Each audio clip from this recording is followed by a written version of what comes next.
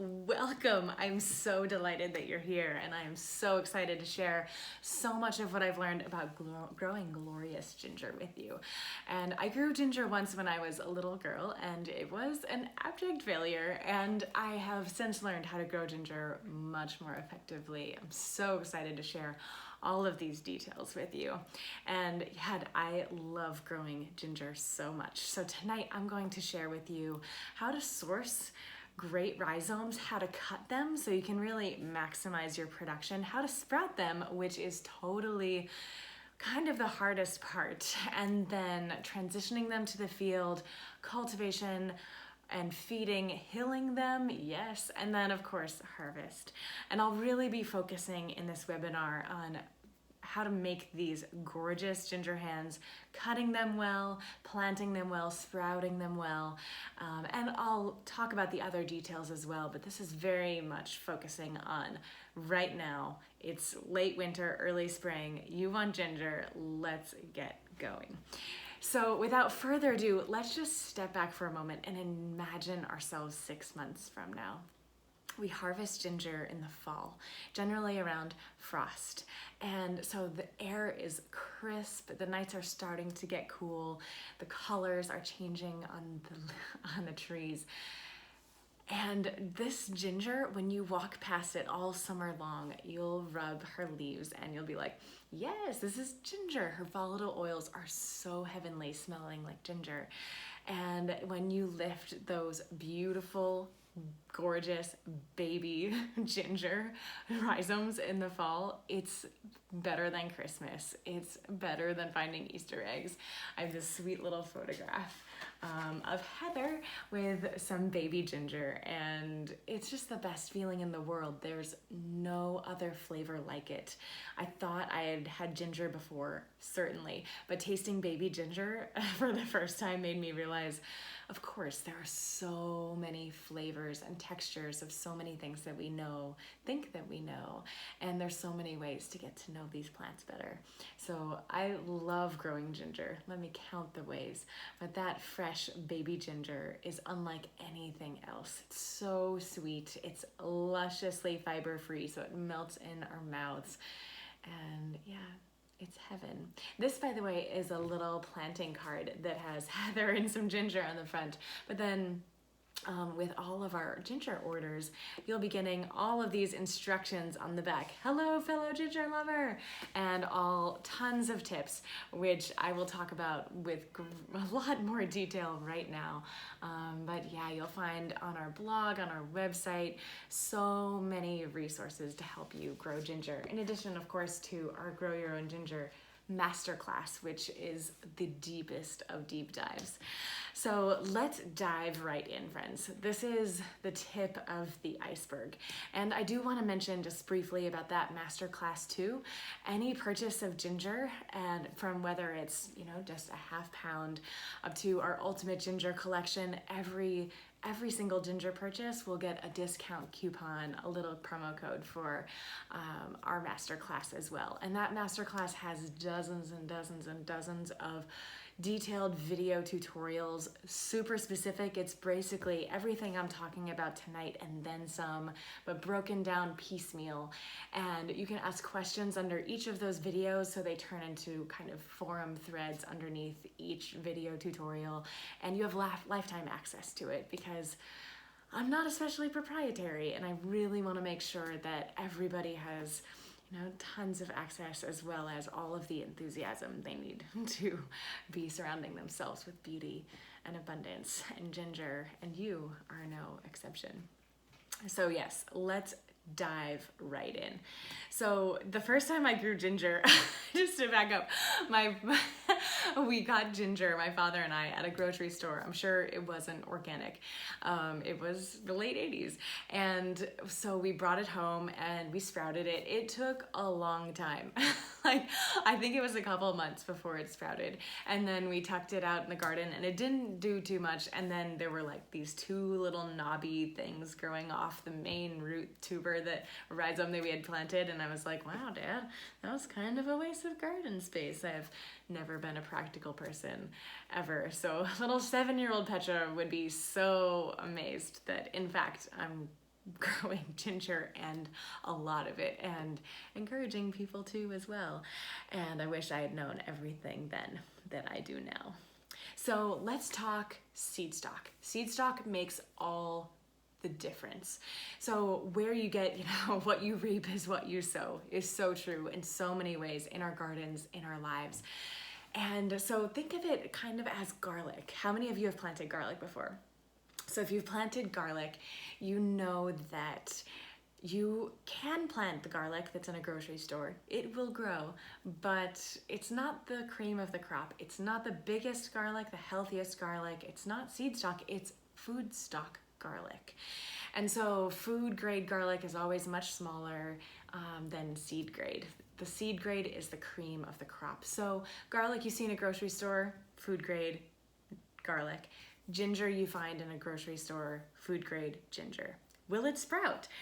Conventional ginger generally doesn't sprout. Conventional ginger has generally been sprayed with chemicals so that it won't sprout, so it's that much more shelf stable. Organic ginger, on the other hand, generally will sprout. It might take quite some time because it's likely pretty old and it's food grade, not seed grade, so it wasn't selected to sprout ever, to have the vigor. So we've totally sprouted organic grocery store ginger before, and it has never had the vigor of seed stock ginger. So we've gotten a lot of different seed stock ginger from a lot of different people over the years, and Puna Organics and Biker Dude, and then we made a friend. His name is Howard, and Howard has lived on the Big Island of Hawaii since the 70s, and he's owned his farm and he's been growing ginger, seed stock ginger there since before I was born. I was born in 1983, and so he knows what he is doing, and he hands down has the most gorgeous ginger I've ever seen in my life. So when we got his stock, we were just like, okay, we've been amateurs over here, and well, we still are, but this is getting amazing, starting with amazing seeds and amazing soil, amazing transplants is kind of one of the keys to starting a great garden. And so this is such vigorous ginger, and you can see it's totally coming back to life. All of its sprouts, let me not get ahead of myself. We'll talk about how to divide your rhizomes in no time. But yeah, know that getting quality ginger stock is hands down one of the best things that you can do. And ginger, Howard has also, he virus tests this ginger, he nematode tests it so that it's totally clean, it's certified organic, and I wanted to share this with you too. He's become a very dear friend, and this is what he says of why he grows ginger. I grow ginger because I love being with nature and being a steward and working with plants, especially ginger, is such a deep medicine for me, and I suspect for our world. Perhaps working with plants is one of the few things that truly makes any sense in our crazy world. And ginger, its color, its gorgeous leaves, it is all such a gift, such an expression of generosity, and I love to share this gift. So Howard is a very amazing human, and we feel so grateful to get his stock, and so grateful to share it with you as well. So next, when you get these gorgeous hands of ginger, and I wanted to show you, take a look. We have, you can get lots of different sizes on our website. Here's a little ½ pound. Oh my gosh, it smells amazing. And we have 2 pounds, and also you can get 5 pounds. If you need larger quantities, just let us know.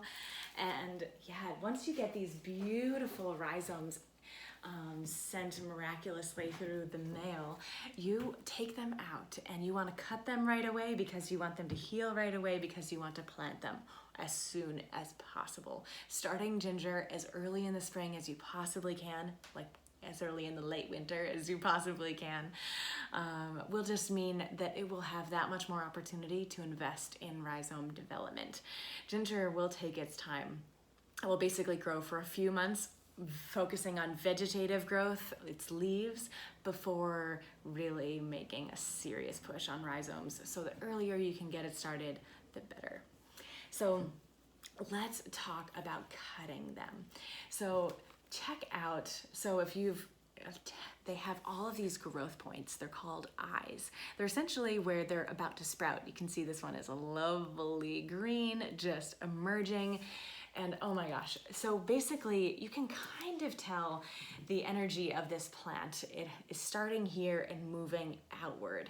And it's that outward growth where the sprouts will be emerging. So there's a sprout, and there's a sprout, and there's a sprout, there's a sprout, there's a sprout, there's a sprout, there's a little sprout, there's another little sprout, there's one there. So all of these little sprouts are coming off. So here's the key. Oh, did I already mention? Grab a pen. Grab paper, take notes, and you'll get the instant replay. You can watch as many times as you like, and you can pause me when it's the replay. But yeah, take notes. I highly recommend it. So you need 3 eyes per piece.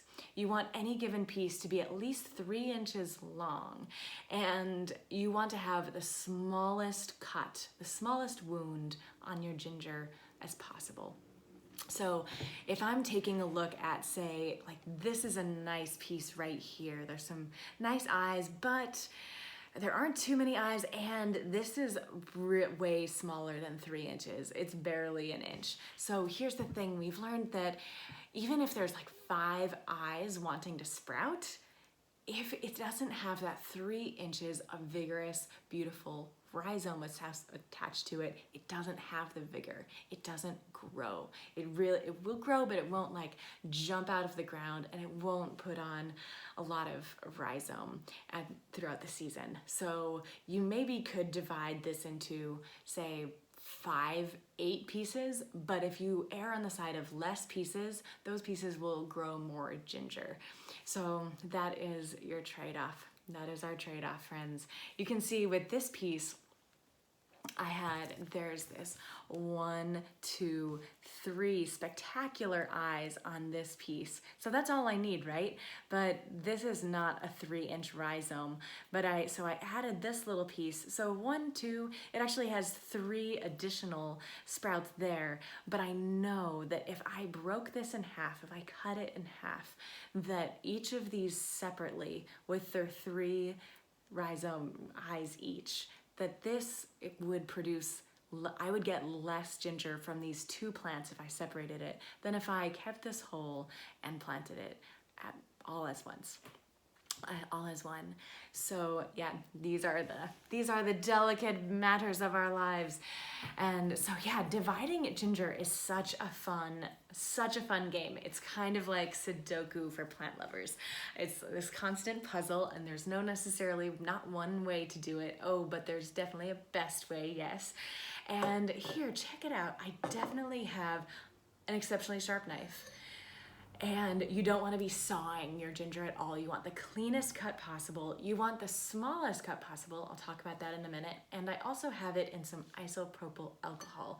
If you just get our little ½ pound, you are only making a few cuts, and there's basically 3 to 5 plants per ½ pound of our ginger.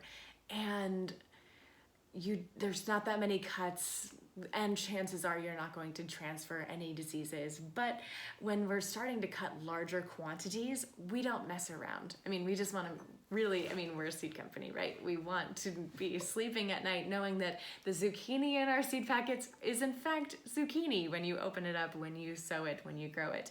So we want to make sure that this ginger is the highest quality possible for you, because we want to surround you with the abundance and success and beauty that we know and love so well. So if you're doing more than a couple pounds of ginger, get some alcohol. Some isopropyl alcohol is what we use, and we dip in between every single little cut. So here I would take a look and say, Yes, here's a nice little piece. There's 1, 2, 3, 4. There's 5 sprouts on here, but then there's kind of this addendum of 1, 2, 3, 4, and there's here, but that little piece there isn't going to do great on its own. So I'm just going to attach them all, keep them all attached, and then I'm going to just have this one cut right here instead of having to cut more. So again, like the shortest, smallest possible cut. And that way, you know, because you can see how glossy that is. This is alive.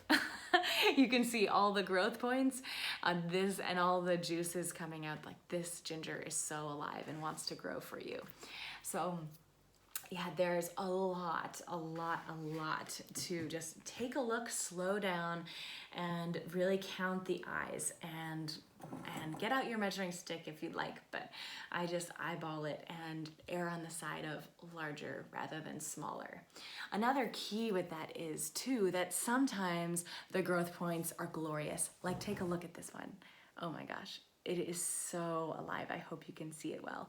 It's so beautiful. If you can see the like cream, light green starting to emanate out and the little tip starting to form, you've got an awesome sprout.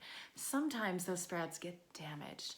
And so you can see in this one here, it started to grow, started to emerge, but it looked like it got cut or like it got hit or something happened. It got maybe a little bit of pressure and that apical bud is sinking back into the ginger rhizome and it's not going to emerge back. So be really honest with yourself. And if you've got, like, here's another one too. This eye is not going to make it. But oh man, there's one that is. There's another one that is. So take a look at your ginger and be really honest. If you think it may not be an eye, just call it not an eye. It's a good thing to be conservative in that particular context. So another thing to keep in mind, that now we want to let them heal. So once you've cut your ginger pieces, that moistness, that takes a few days to heal over. Really give it a week.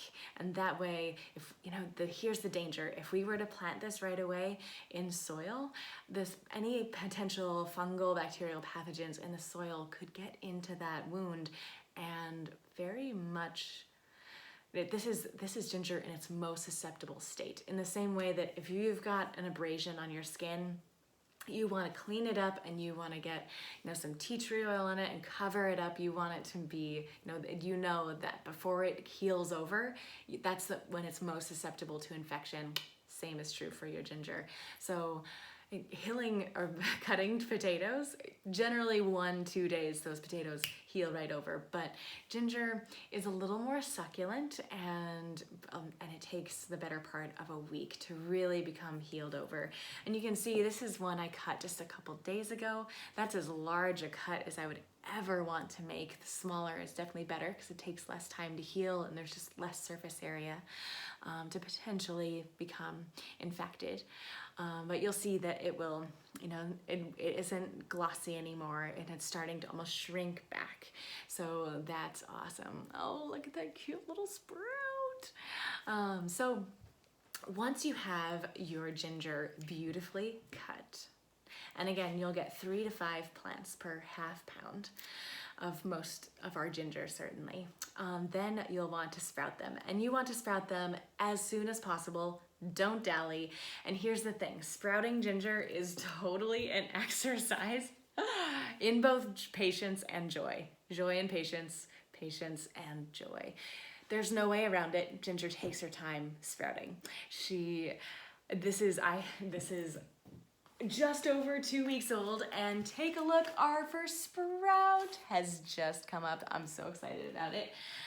So ginger takes her time, and that's on a heat mat, and let me tell you about heat mats as well. But let me perhaps not get ahead of myself. Check out on the email that I'm about to send, or you can download it below as well after the fact. there's a whole checklist that I made so that you can be sure, yep, you've got it. If you're taking notes, take notes for sure. But basically you need a large container.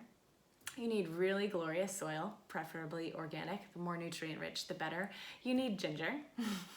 You need a heat mat. And you need really nice light as well, especially if you're starting them really early, which is kind of the only way to do ginger really well in short seasons. I also recommend getting yourself a perpetual calendar. If you haven't already, any will do, but we made one. It's beautiful, and I'll show it to you in a few minutes how I'm recording our ginger in this. So there's the laundry list. Now let's break it down. So let's talk about containers. So containers, bigger is definitely better. We grow in these great big trays so that they have lots of room, lots of nutrients. As small a container as I'd consider growing them in, as I'd recommend, is this. If they're in smaller containers, they just tend to, it's like even though they don't have huge root systems as transplants, it's like they know that they're in this little room and they're like, I'll just take my time. You want a big container because you want this ginger to be a big, happy transplant. And so here's the thing too that I like about these big trays. They have plenty of soil, plenty of nutrients, but take a look. They are 2-3 inches off our heat mat. And so this heat mat is kind of a brilliant invention. I remember when I was little, as a small aside, I was maybe 10 or 11, and we had always, started seeds in my father's garden, and in little like yogurt cups that I'd like punched holes in the bottom with a pencil. Very fancy. And so one year we got a heat mat, and all of a sudden we were like, whoa, things actually sprout insanely fast. What is this magic? Oh, it's the magic of a heat mat. And so heat mats, basically imagine coils in here that you plug into the wall, and super low draw, and it's super waterproof. You'll have this for the rest of your life. And it raises the soil temperature 15-18 degrees above the ambient temperature of the room it's in. So, which is really key for ginger, because ginger, fast facts, is perennial in Hawaii and other like bona fide tropical places. So the more you can emulate a tropical environment with your ginger, the more happy you're gonna be, because your ginger is gonna be happier too. So 80 degrees is a dream for ginger to be sprouting, and 80 degrees is way more than most people keep their house, I should hope. So getting yourself a heat mat is just a great investment too. Honestly, we grow microgreens on them all winter long, and then when it's ginger sprouting season, we put the ginger on, and by the time it's time to start our tomatoes, our peppers, other things, then we throw seedlings on them too. So we're using them all winter long. And I put my kombucha vat on it in the summer, and it makes our kombucha, I mean, it's crazy how fast it turns into kombucha as a result. So we use our heat mat all year round. It's true. So heat mats make all the difference. They're really versatile. They make a really big difference in seed starting in general, but especially with ginger, they're kind of not optional. It can take up to 2 months, sometimes more, to sprout even really high quality stock ginger if it doesn't have a heat mat. She just wants all the heat all day long. I have had friends that put their trays on heat registers and some other things, so definitely explore the possibilities. I'm all about saving money, not spending money on stuff and more stuff. We don't need more stuff in our culture. And yet heat mats are one of those things that I'm like, no, really, if you're passionate about growing plants, it's probably worth hopping on our website and spending $30. We've gotten a lot of different heat mats across the years as well, and this is the one that we think is the highest value for its dollar value as well. So anyway, heat mats. You will thank me now, because if you don't get it 6 weeks from now and you're like, my ginger hasn't sprouted yet, you'll probably know why. So yes, heat mats are amazing and make all the difference. And so now let's talk about soil. So soil also is key, because you can get away growing like salad mix and just little lettuce starts in pretty just cheap potting mix. They don't need many nutrients. They're just a transplant for 2-3 weeks and you're planting them out in your garden. So they don't need a lot. Tomatoes, peppers, eggplants need a lot more nutrients because they're in your house for 2 months before they go outside. They're gonna be hungry. And your ginger, I mean, here it is in February. It's snowing outside. It's gonna be a while before they go out. They're gonna be hungry. And they're the hungriest plant you have in your garden. This and garlic are right up there. She's super hungry. So definitely get the nicest potting mix that you possibly can find. I've got a couple of options for you. What we have a bunch of, we grow, of course, thousands, tens of thousands of transplants on our farm. And so we package up our soil. We have it in these lovely little five quart bags if you just need a little. We have it in much larger quantities that we do ship to. And we also have this really cool thing that kind of turns any average potting mix into really nice organic potting mix. So it's basically the minerals that you need that you then put into other potting mix, because a lot of potting mix honestly is just growing medium. It's not soil. They know you're just sprouting seeds, and sprouting seeds really don't need a whole lot of nutrients. It's once 2 weeks pass, that's when they're really getting hungry. So most potting mix really doesn't have a lot going on in terms of nutrients. But if you can mix this in, and this container makes 80 quarts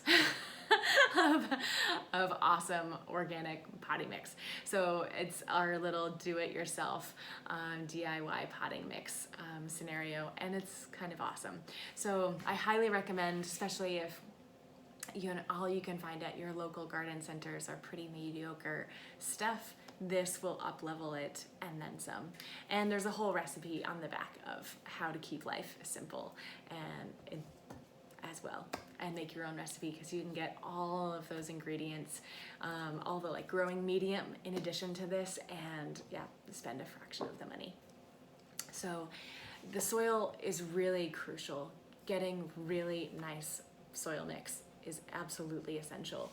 And now get your container. You want to have your ginger growing in at least 3 inches of that soil, and 3 inches before you even plant the ginger on top. And then once you plant it, you want to plant your ginger rhizomes horizontally rather than vertically. You want them horizontal.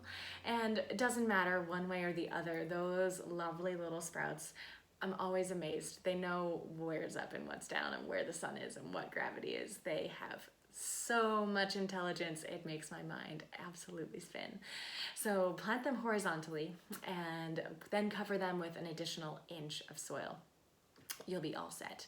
And at that point, I like to moisten my potting mix really, really well before planting in, so that it's nice and moist. And then here's the thing about ginger. When it's sprouting, it prefers to be on the drier side than on the wetter side. It will totally rot if it's too wet. And honestly, that ginger prefers it to be honestly like dry compared to soaking wet any day. And that's in summer as well as sprouting, but especially in sprouting. So don't overwater. Literally once a week is plenty, and bottom watering is also essential for these guys. I'll talk more about that in a minute. But when you're mixing up the water, I like to always use warm water because it's warm on my hands. And then, you're just setting your ginger up for success, and put it right on that heat mat. Ideally, you've already plugged the heat mat in, so it's nice and toasty, emanating that 15 to 18 extra degrees up into the soil. And yeah, so take a look. I'm gonna do a little excavation over here. So you can see, there's this one little sprout, and I'm gonna tuck back some soil around it. And oh my gosh, this is so exciting. So here is another little piece, and you can see that sprout just emerging, a couple other buds going for it. So you can see it's not the biggest piece, but it's 3 inches long for sure, and has plenty of sprouts. So it's totally sprouting. And let's see what this one is up to. Oh my gosh. And I mean, it's always ideal to not move your transplants. Some transplants, like if I was doing this to zucchini, she would promptly pretty much die within a day, and she certainly would never recover if she did live. But other things like tomatoes, you can pretty thoroughly manhandle. Definitely stay tuned for my seed starting webinar. But oh my gosh, this is so cool. So here's a bigger hand, and again, this was a case where, oh my gosh, and you can see they're almost crazy. They look like tentacles coming out of that amazing sprout, and you can see some of the other sprouts really starting to go for it. But yeah, I planted that horizontally. So, but yeah, some plants, zucchini would hate having this internal investigation happen, but ginger really doesn't mind. I don't recommend it. Be patient. Again, such an exercise of joy and patience, but for the sake of learning, I'm glad that we're here together today. Whoa, look at that root and that awesome little sprout coming up. So yeah, I won't excavate the rest of the rest of the flat, but suffice it to say, this is a very special time in this ginger's life. Let me speak for myself. It's a very exciting time in my life. And so when you're growing, now the key thing, you can have them in the dark or in a window, wherever you like, as long as there's nice heat and but now let's talk light. Oh, wait, let's not talk light. I didn't talk about watering and bottom watering. So take a look. I have this in a long, lovely tray, and it in fact is nested. There's another tray underneath. What is going on? So take a look. There is the top tray, and the top tray needs to drain. If you're growing this ginger in something that doesn't drain, you're doing your ginger a vast disservice, and that counts for every seed that you start and everything that grows. Drainage is pretty important unless you're growing, water lilies. So that's awesome, well and good, except I'm in our kitchen, and if it's draining onto our maple counters, let's talk. So in comes the bottom tray. You'll note this does not have any holes. You can't see the light coming through. So that means, huzzah, that nothing will be draining out of it. So if I nest this tray with plenty of holes, see the sunlight coming through, on top of this tray without, all of a sudden I can be watering in here. Water is draining and I'm not making a mess in my kitchen, which I do all the time, don't get me wrong, but not that kind of mess. So you want to be sure, it's key in this bottom watering system, you can actually just lift up the top tray and pour water down into there. And then you're not, you want water to be at the bottom, at the roots. That's where that's where the water is actually needed, not necessarily at the top. And so that bottom watering is really genius. And then, you're putting it on the heat mat as well, and that heat is just allowing, that evaporation is coming up through these holes and wicking that moisture up into the soil above it. So it's kind of a brilliant system. So just make sure that whatever containers you're using, that you're growing them in a container that drains well and also is nested in something that will not drain well at all. And we don't sell these on our website, but we do. Probably you'll find them at your local garden center, and certainly come visit us in the spring. We'll have tons and tons. We're open April and May on the weekends between 10 and 2, and we'll have tons of ginger transplants in May, but you can visit us in April, and we share these trays as well. So yeah, watering is totally key, but again, don't hesitate. Let it err on the side of dry. rather than a site of moisture, especially before they sprout. Once they sprout, you want the soil to be nice and moist, not wet, but having moisture present. But before that, err on the side of dry. So yeah, now let's talk lights. So lights are so essential, and I kind of cringe because there are so many terrible grow lights in the world. People spend so much money on grow lights that don't grow much. So there's lots of different light wavelengths, and only two of them, the blue and red wavelengths, are those that plants can actually photosynthesize from. Fun fact, between blue and red on the kind of rainbow Roy G. Briv is green, and because plants don't photosynthesize green wavelengths, that's why they reflect it, and that's why plants are green. Whoa. So I want to show you the lights that we share and love. And these are actually made here in the USA in Indiana by our friend Vic. And we have these lovely little light stands that we haven't been able to find, so they don't come with the lights. But I love, whether there's a lot of different fun ways to hang them as well. But so this light is an LED full spectrum light, and when we're growing microgreens, we do 20 inches because then they get a little leggy, but we can grow 3 trays of microgreens, even 4 underneath. But when we're growing plants that we don't want to get leggy, like our tomatoes, like our lettuce, like our ginger, we want to have these lights 6 inches above those leaves themselves. So right now we just have this one lovely, amazing sprout that's made it up, and so we're gonna keep the light here. As it grows, they have these lovely little drawstrings, so you can go up and down, and whether you're growing ginger or whether you're growing other tomatoes, things, 16 to 18 hours of light a day is great for your transplants. And if you're growing microgreens, the plants need that 16 to 18 hours of light, not 24, because they need essentially to sleep too. Of course, it's different than our brains, but it's similar to just think of it as they have a metabolism just like we do, and to fully metabolize and let go of certain compounds, and they need to have that dark period. And microgreens, we don't give them a chance because they're just 10 days in our lives and then we eat them.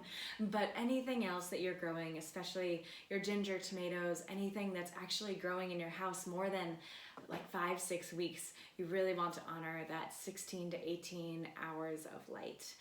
And yeah, so lights are really critical. And another piece that I wanted to lift up in the light department is this. I grew up starting lots of seeds in my father's garden, and we never had a light. We did have lots of windows, including some south-facing windows, and we would put lots of transplants in our windows. And I thought that was marvelous. And I also thought that our plants never looked as good as what I saw in the nursery. And ever since I started working on farms in the early 2000s, ever since when I look at nursery plants, I'm like, wow, I can't believe they're selling that. I grow way better transplants. And so you will too. It's really easy to grow way high quality transplants, better than anything you'll find from anyone who's growing more than a few thousand transplants and doing it for a living, because how can you take care of that many plants well, with very few exceptions? And there are exceptions.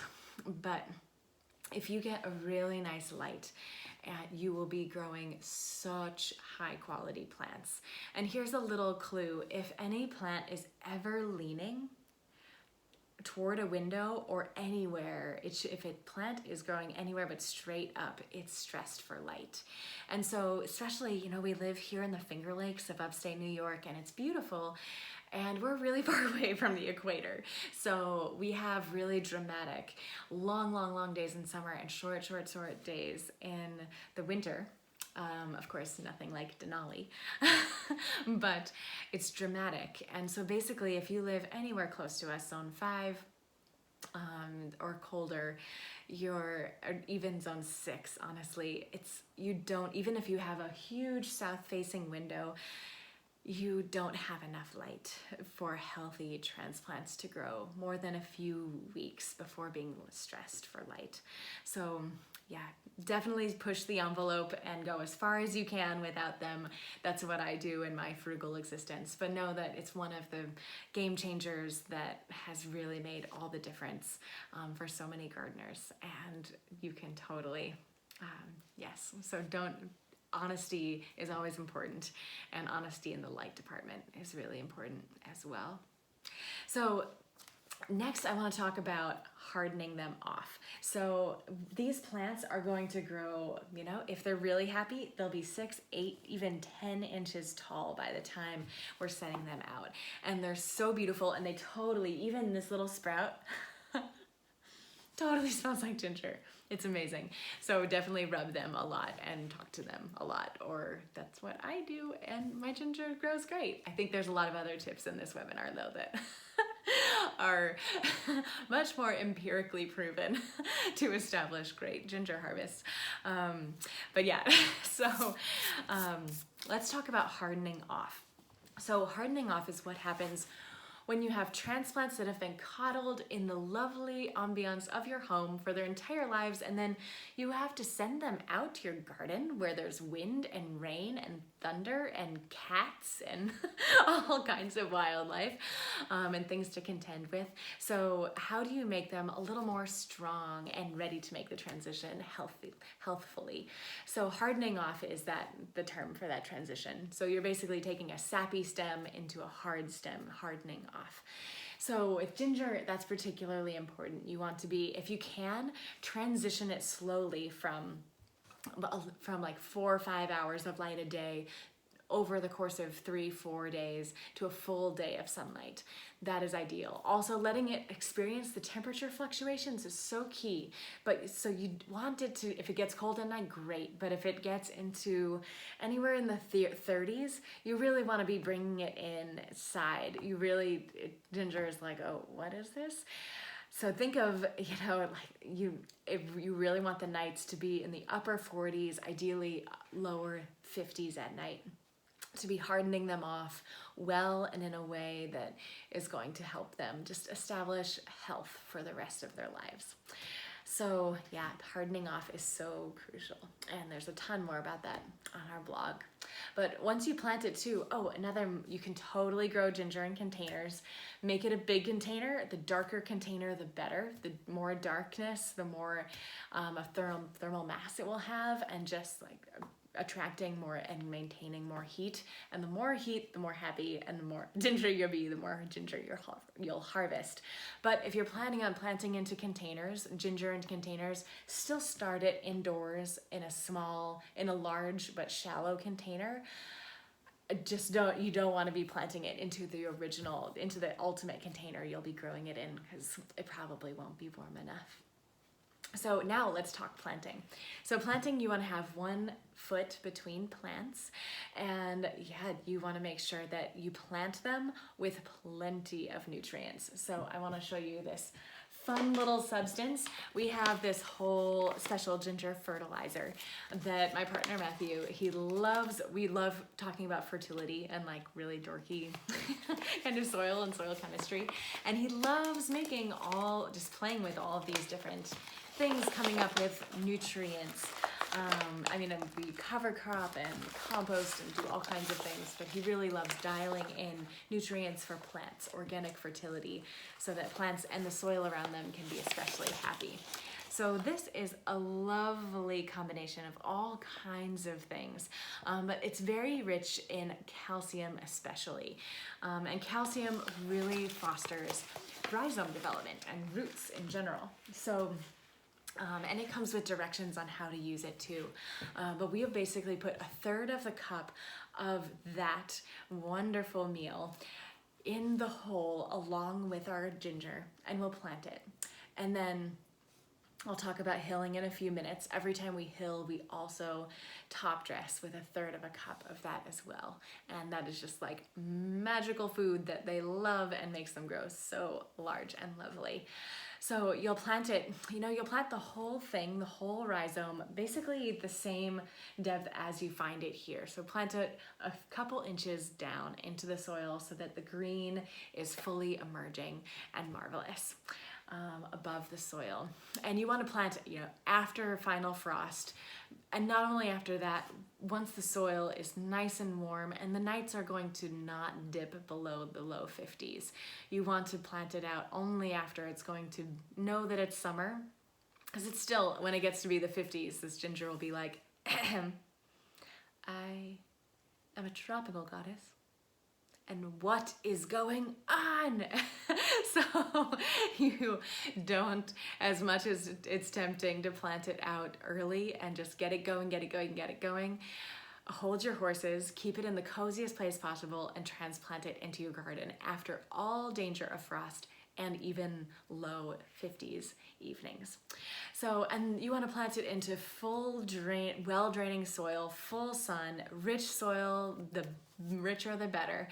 And I was just talking to my friend the other day that she has a lovely little glass house off the side of one of her barns, and she was thinking about what to grow in it, and she was like, it's so hard, it just gets so hot in June and the temperatures can fluctuate so wildly, but it's just so hot. And I was like, oh, you'll grow ginger in it. It'll be great. The hotter the place you can grow plant your ginger, the better it will be. And if it's a really cool summer too, and you're just planting it in your garden, you can put floating row cover over it as well, or like not solid plastic, but if you have plastic that has some little holes in it, that will essentially make a little greenhouse. Certainly high tunnels and greenhouses are amazing places to grow ginger, but you can totally grow ginger just in your garden as well. And now let's talk about feeding them. So I mentioned about the granular fertilizer that we put a third a cup on, and then hill a third a cup every time we hill. But every week, 10 days, we're also spraying dilute fish emulsion on the leaves as well. And if you don't already know and love fish emulsion, you won't love the smell, but you'll love everything else about it. It's basically bycatch from fisheries, so it's kind of awesome. It's turning a waste stream that would be creating toxins in the ocean, turning it into something that's feeding your garden and your soil in really amazing ways. So this a little goes a long way with it. So we spray that on the leaves, and fun facts, plants uptake nutrients through their leaves as well as their roots. Isn't that crazy? So foliar feeding with fish emulsion, and you can also put it through drip irrigation if you do any drip irrigation, is a great way to ginger is one of the hungriest plants in your garden, and the more you feed it, the more it will be the more you'll harvest, without question. And let's talk about cultivation too. Cultivating ginger can be really delicate because they're growing along the ground and then wild. They're like, so our little excavated friend, let's kind of turn her upright. And this was growing last year, and they grow, rather than growing down like a carrot, ginger grows out and up. And so essentially these lovely little, each of these apical buds at some point could have, last year, if it had kept growing, it would have breached the top of the surface of the soil, and then that it would sprout and make another leaf, another stem, another leaf. So you want to be, if you're cultivating and weeding, you can very easily, if anywhere within 6-8 inches of your plant, you can very easily be damaging the rhizome that's growing just underneath the soil. So you definitely want to weed early and often, carefully, by hand, especially as the season goes on. And because you're planting a foot away from each other, I totally plant one lettuce plant in between each of them, and by the time they're getting tall and want all their own space, I'm harvesting the lettuce. So that's a brilliant little interplanting. You're welcome. It's those kinds of tips and tons more that I intersperse all over the Ginger Masterclass. P.S. by the way. And so let's talk hilling. And so hilling, if you've ever hilled potatoes, it's similar, but definitely different. So yes, like I said, the ginger will grow out and up in your garden rather than down. And so once you start to see these lovely little, and you can see, I'll bring Heather and the beautiful baby ginger back to the forefront. So all of that pink, all of these kind of beautiful baby gingers, they're growing out, they're growing up, and they're going to make new leaves unless you hill them. And if you hill them, they will in fact turn back into roots and focus on just making more root rather than making more shoot. So at a certain point, you really, you need leaves, you need photosynthesis if you're going to have roots in any way, period. But at a certain point, especially here in our short seasons, you really want your ginger to be focusing on rhizome development and not their greens, not their shoots. So here's a reason why people often ask us if we have turmeric or how to grow turmeric. And you grow turmeric in exactly the same way that I'm describing essentially for ginger. But here's the thing, ginger takes 4 months to start developing its rhizomes. Turmeric is 6 months. So we can grow ginger here in our short seasons. Yes, we can, but growing turmeric, not so much. So you can grow it for sure. It's a big, beautiful plant, and you can grow it much more if you have a greenhouse, if you have a high tunnel, by all means.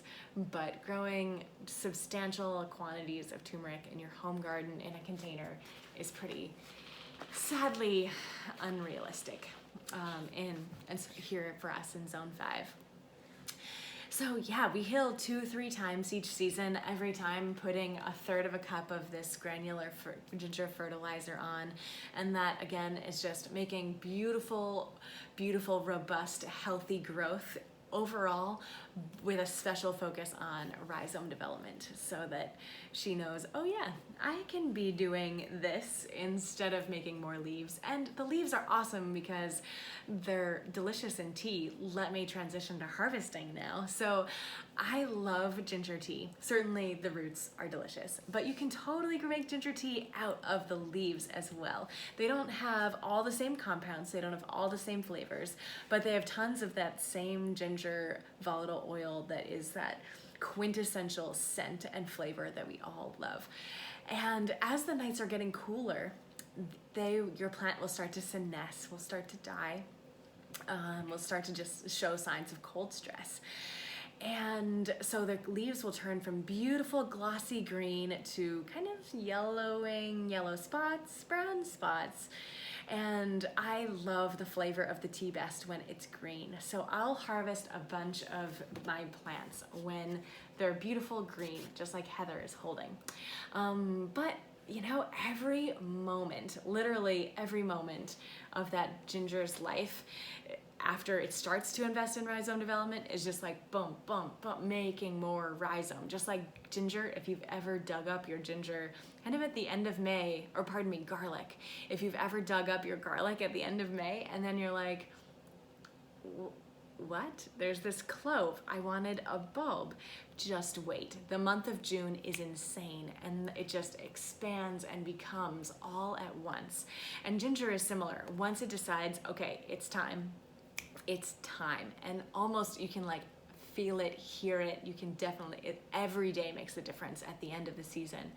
So I harvest some early because I want those green leaves, a few gallons of green leaves, so that I can drink them as tea all winter. And we use them kind of like lemongrass, except it's ginger grass. But the rest we leave because we want that glorious rhizome. And so we'll harvest all the rest after the first frost, even though that first frost will fry the leaves. It won't affect the root, but you want to harvest them right away. And yeah, there's a ton more about growing and storing. Oh, and I wanted to show you too. We had a great question. Pamela was like, can I grow ginger indoors all year round? And the answer is yes, and you can't really eat it, but you can totally grow it.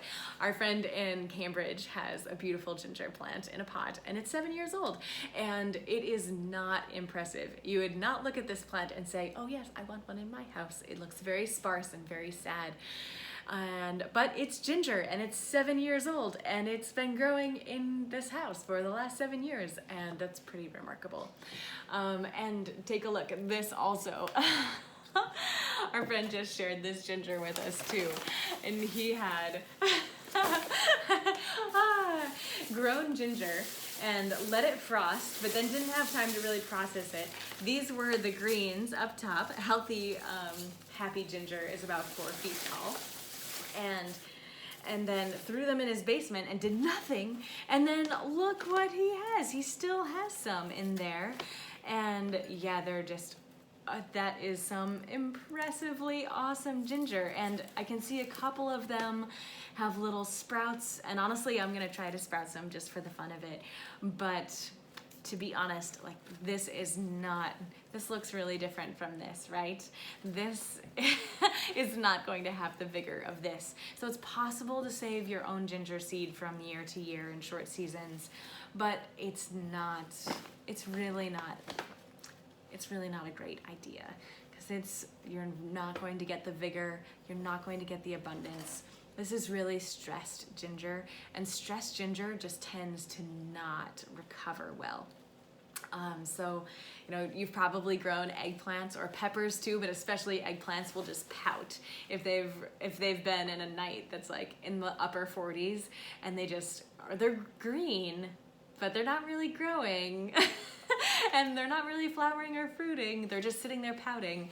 Ginger totally pouts too. So you definitely want to start her life off with the biggest, most happy, vigorous, healthy rhizomes possible. So yes, sad times. I'm sorry to burst your bubble, Pamela. You can totally grow ginger indoors, but don't expect to eat it. And it's also, in our short seasons, sadly, not realistic to be using your own seed stock year after year, as much as it breaks my heart. And we continue to experiment just to make sure this is true, and in lots of different ways, to see if we can find a back door. If I do, you will know. We've been trying for a few years, and we're not stopping. In the meantime, we are so grateful to have access to amazing organic ginger stock from Howard. So friends, I am not special. I mean, I'm special. We're all snowflakes. We're all different. But most sincerely, I don't know that I necessarily have a green thumb. I just really like plants, and I really like to experiment, and I don't mind taking risks. And I mean, I've totally cried killing plants before, but I don't mind just going for it and trying lots of things, learning. I'm so curious. And I know you are too. I'm so glad that you're interested in growing ginger. And I'm totally here for you between our blog and our website. And if you don't already follow us on Instagram and Facebook, I'm always hanging out there and learning a ton and sharing a ton. So yeah, don't be shy. I really want you to be surrounded by so much success, and growing ginger is so fun, but it is far from foolproof. There are so many ways to just have a little bit of ginger at the end of the season, but be like, well, I don't know, was that worth it? Just like me when I was 7 years old being like, no, it wasn't worth it. But I'm really, really excited for you to give ginger a try. And I'm so honored to share everything that I've learned with you. And we make hundreds of videos every year on our farm at Fruition Seeds. And I share a ton of them, whether it's on social media. Check out our YouTube channel if you haven't already. And we put them on our website. But we have lots and lots of online classes too. And we have our Flourish Garden Club that is the deepest dive of them all. And yeah, our Ginger Masterclass is a really, really beautiful showcase of just step by step exactly how to grow ginger. And you have lifetime access to it. So, and I'm constantly adding new materials, new videos, new things that I'm learning. So you'll always have access to that, everything, every moment. And oh, I wanted to read you this little thing. that our friend Steven had written. He just shared this with me this winter, and it was so nice. He was part of our masterclass last year. And he said, Petra, I was excited but so intimidated to grow ginger, and last year your masterclass gave me the confidence to actually give it a try. You gave me the keys, you gave me the skills, and I grew pounds and pounds of ginger. I knew what to expect, I knew what to look for, and now I can't wait to grow it again and again and again. And I can't tell you how much that sends shivers down my spine. So friends, with every purchase of ginger, whether it's a little half pound or our ultimate ginger collection, you'll get a discount on our masterclass from 20% to 50% off. So definitely check out those details. And if you have any questions, you can always write to us. And yeah, my email is petra@fruitionseeds.com. That's Petra @fruitionseeds.com. And so much of this you'll find on our website. And we're about to do our flower shows. If we haven't seen you if we've seen you at a flower show, hello, and nice to see you again. If we haven't seen you yet, come and don't be shy. They are such a hoot. And we'll also have our organic ginger transplants and everything that you need to be successful at our garden store in spring. And again, that's in April and May, every weekend between 10 and 2. And every year in the fall too, we have our ginger harvest party. This is your cordial invitation. And our ginger harvest party, it's always in October, kind of at the end of the season, and we grow thousands of organic dahlias as well. So imagine thousands of blossoming dahlias and fresh ginger. We have tastings, we have tea, we have tours of the farm, and it's very casual, very fun. Come with tons of questions, bring your friends, and it's a really lovely, we always do you pick dahlias as well.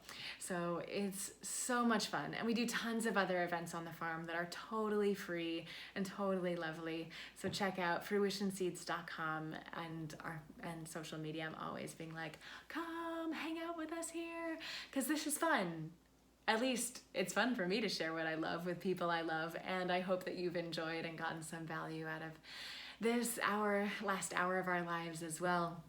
And I'm just so grateful to have all of this crazy technology so that we can share and learn and grow together, but when we can actually have human relationships and hear each other laugh and ask questions in real time and be learning alongside each other. That's really what I live for. So thank you so much for being part of our Fruition family, and I can't wait to see you on the farm one day, see you again on the farm one day. And in the meantime, don't be shy.